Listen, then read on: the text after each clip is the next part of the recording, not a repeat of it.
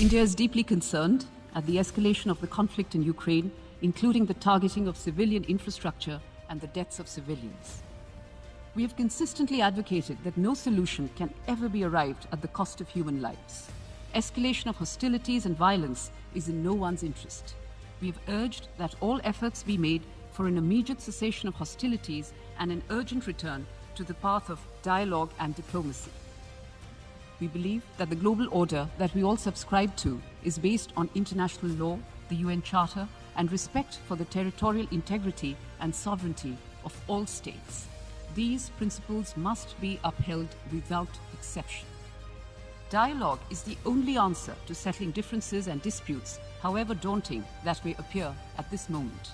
The path to peace requires us to keep all channels of diplomacy open.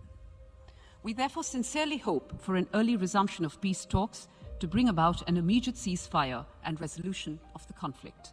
India stands ready to support all such efforts aimed at de-escalation.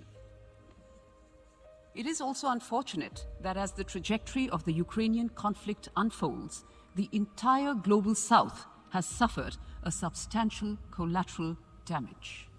As developing countries face the brunt of the conflict's consequences on food, fuel, and fertilizer supplies, it is critical that the voice of the global South be heard and their legitimate concerns duly addressed. We must therefore not initiate measures that further complicate a struggling global economy. Mr. President, there are other pressing issues at play, some of which have not been adequately addressed in the resolution voted today. Our decision to abstain is consistent with our well-thought-out national position. I would also quote my External Affairs Minister from his address to this very August Assembly last month, and I quote, "India is on the side of peace and will remain firmly there. We are on the side that respects the UN Charter and its founding principles. We are on the side that calls for dialogue and diplomacy as the only way out. We are on the side of those struggling to make ends meet, even as they stare at the escalating costs of food, of fertilizers, and of fuel.